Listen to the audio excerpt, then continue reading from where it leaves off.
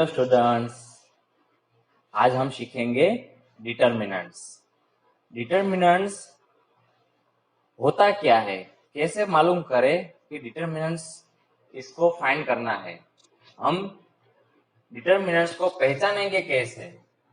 तो डिटर्मिनेंट्स को पहचानने के लिए दो कॉलम होती है जिससे हम उसको पहचान सकते हैं। ठीक है, दो कॉलम ऐसे आपको दिखाई दे तो समझ ले ये जो एग्जाम्पल है वो डिटर्मिनेंट्स का होगा। ठीक है, तो इसके अंदर ऑलवेज 2/2 और 3/3 जैसे ही डिटर्मिनेंट्स होंगे। देखा जाए तो डिटर्मिनेंट्स को हम कैसे फाइंड आउट करेंगे? 2/2 और 3/3। ठीक है, कभी भी ऐसा आपको डिटर्मिनेंट्स फाइंड करने को नहीं बोला जाएगा। ओके, ऑलवेज 2/2 और 3/3 के फॉर्म में ही होगा। ठीक है, और देखा जाए तो इसको हम दूसरी लैंग्वेज में क्या बोलेंगे? Square determinants. ठीक है, इसको हम क्या बोलेंगे? Square determinants. ओके, तो ये 2/2 और ये 3/3 है क्या? तो जब भी हम ऐसे करेंगे, ठीक है, ये हो गया डिटर्मिनेंट्स। ओके, तो ए, बी, सी और डी। देखिए, ये जो है ए और बी, ए इसकी क्या हो गई? रो नंबर 1, रो नंबर 1 हो गई। और दूसरी क्या हुई? ये हुई रो नंबर 2, ये हो गई रो नंबर 2। ओके, ये जो है ए और सी, ए और सी, ये क्या हुई? कॉलम, कॉलम नंबर 1, और ये हुई कॉलम नंबर 2। ठीक है, तो ये क्या हुई? Row number 1 and row number 2। ये है कॉलम नंबर 1 और ये हुई कॉलम नंबर 2। तो ये जो है डिटर्मिनेंट्स, ये डिटर्मिनेंट्स को हम क्या बोलेंगे? 2/2 डिटर्मिनेंट। ठीक है, इसको हम 2/2 डिटर्मिनेंट कहेंगे। जिस डिटर्मिनेंट के अंदर दो रो और दो कॉलम हो तो उसको हम बोलेंगे 2/2 डिटर्मिनेंट। चलो, समझ में आ गया 2/2? ठीक है, अब हम आगे बढ़ेंगे 3/3 डिटर्मिनेंट्स के अंदर।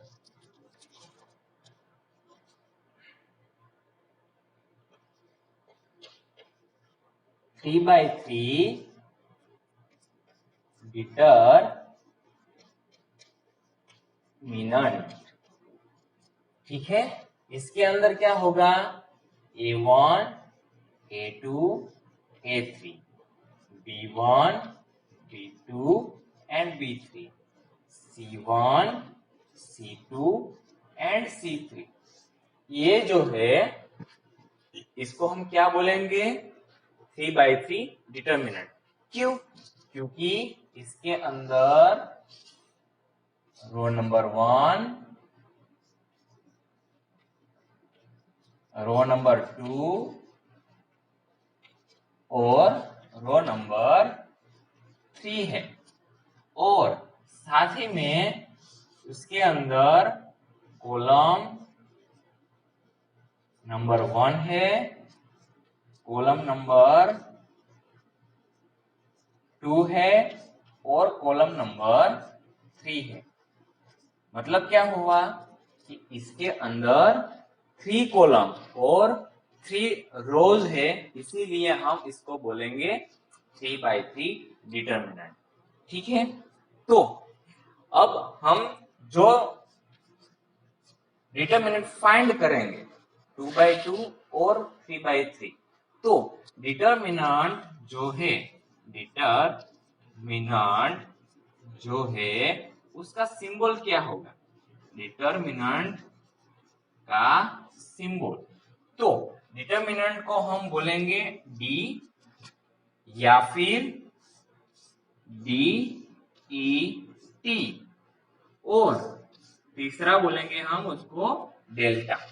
ठीक है, डिटरमिनेंट को हम क्या क्या बोलेंगे, पहले तो हम डी बोलेंगे, डिटरमिनेंट का डी टी बोलेंगे, या फिर डेल्टा इसका सिंबल लिखेंगे।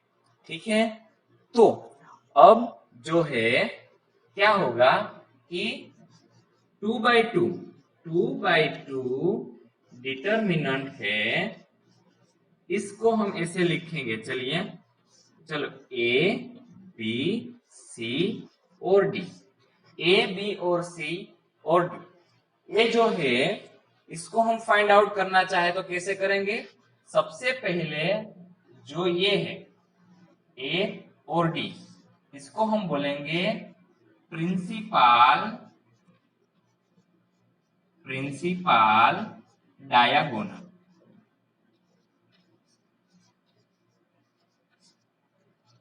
दूसरा है बी और सी, दूसरे का नाम क्या होगा, सेकेंडरी डायगोनल। पहले वाले का नाम क्या हुआ, ए और डी का प्रिंसिपल डायगोनल, और बी और सी को हम बोलेंगे सेकेंडरी डायगोनल। ठीक है, तो इसको हम जो लिखना चाहे तो पहले प्रिंसिपल डायगोनल को लेंगे, multiplication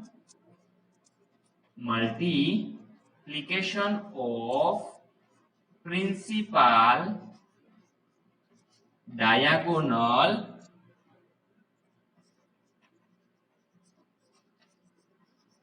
minus multiplication of secondary diagonal.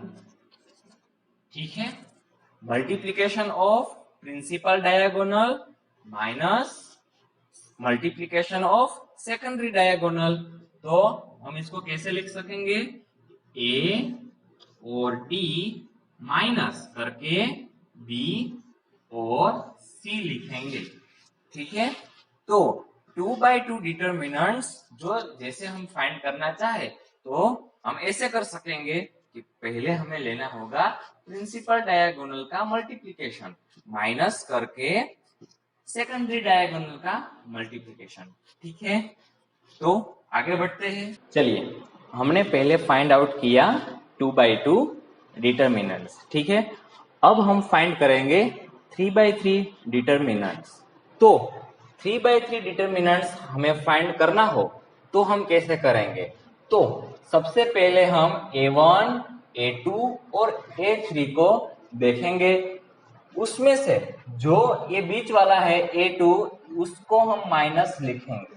ठीक है, इक्वेशन में हम क्या उसको लिखेंगे, माइनस, क्योंकि जब इस कोई भी रो और कोई भी कॉलम के अंदर कोई भी एलिमेंट, ये जो है A1, A2, A3, B1, B2 और B3, C1, C2 और C3, ये जो है ये सब एलिमेंट्स कहलाए जाते हैं। ठीक है, और जो है उसकी वो कौन से जगह पर बैठा है उसके पर उसका फॉर्मूला उसको दिया जाएगा। ठीक है, तो A1 है वो कौन सी रो में है, फर्स्ट रो में है और फर्स्ट कॉलम में है। देखिए, ये हुई फर्स्ट कॉलम और ये हुई फर्स्ट रो। ठीक है, A2 जो है वो है फर्स्ट रो और सेकंड कॉलम में, और A3 जो है वो है फर्स्ट रो और थर्ड कॉलम में। जो उसका हम क्या करेंगे, एडिशन करेंगे। 1 + 1 क्या हुआ, 2, 1 प्लस 2 3 हुआ और 1 प्लस 3 हुआ 4। तो A2 जो है वो क्या हुआ, 3 नंबर है। देखा जाए तो 3 नंबर वो ओड नंबर कहलाया जाता है और 2 और 4 वो इवन नंबर हुए, इसीलिए हम A2 को माइनस लिखेंगे। ठीक है, तो हम आगे बढ़ेंगे। D इज इक्वल टू, देखिए सबसे पहले हम इसका फॉर्मूला लिखेंगे, इसके लिखेंगे A1। A1 लिखा तो हम क्या करेंगे, इसकी रो में जो आता है और इसकी कॉलम में जो आएगा वो हम लिखेंगे नहीं, इसके अलावा जो भी बचता है उसको हम लिखेंगे। तो क्या बचेगा, B2 और C2, B3 और C3। ठीक है, अब ये हुआ A2। A2 की साइन कौन सी होगी, माइनस A2। क्या लिखाएंगे, देखिए ये जो है वो फर्स्ट रो और सेकंड कॉलम में है, इसके अलावा जो भी आता है उसको हम लिखेंगे। तो क्या लिखेंगे, B1 C1 B3 और C3। ठीक है, B1 C1 B3 और C3। बाद में आता है A3। ठीक है, देखिए A1 आ गया, A2 आ गया और A3 बाकी रहा है। ठीक है, तो लिखेंगे हम इसको प्लस करके लिखेंगे A3। A3 मतलब क्या हुआ कि पहली रो और थर्ड कॉलम है, इसके अलावा जो भी बचता है वो हम लिखेंगे। तो देखिए ये जो है इतना पोर्शन बचा है, तो क्या हुआ, B1 C1 B1 C1 और B2 और C2। ठीक है, ये जो हुआ ये डिटर्मिनेंट्स का 3/3 डिटर्मिनेंट से इसका फॉर्मूला ऐसे लग जाएगा। ठीक है, और क्या करेंगे, पहले हम 2/2 डिटर्मिनेंट्स में जैसे हमने पढ़ा वैसे ही क्या हुआ कि पहले हम क्या करेंगे, प्रिंसिपल डायगोनल का मल्टीप्लिकेशन, बाद में सेकेंडरी डायगोनल का मल्टीप्लिकेशन करेंगे। तो क्या हुआ, A1 B2 और C3 माइनस B3 C2, बाद में क्या होगा, minus A2 C3 B1 B1 C3 minus B3 C1, बाद में आएगा A3 C2 B1 C2 B1 minus C1 और B2 C1 और B2। तो ये जो हुआ, ये क्या हुआ, 3/3 डिटर्मिनेंट्स का फॉर्मूला। हम जब भी एग्जाम्पल लिखेंगे तो ऐसे ही आगे बढ़ सकते हैं। ठीक है, ये जो 3/3 डिटर्मिनेंट्स है इसके अंदर देखा जाए तो A1 B2 और C3, A1 B2 और C3, ये क्या होगा, प्रिंसिपल डायगोनल। ये क्या हुआ है, प्रिंसिपल डायगोनल। और ये जो हुआ वो क्या हो गया, सेकेंडरी डायगोनल। ठीक है, सेकेंडरी डायगोनल। ओके, तो हमें यही बात का ध्यान रखना है।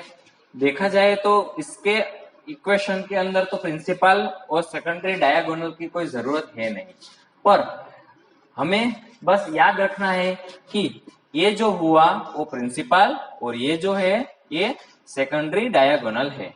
ठीक है, 3/3 डिटर्मिनेंट का इक्वेशन तो है ये ऐसे ही दिखा जाएगा। ठीक है, लास्ट में जो होगा वो ऐसे ही हम इक्वेशन उसका बनाएंगे। ठीक है, तो ये था इंट्रोडक्शन डिटर्मिनेंट का।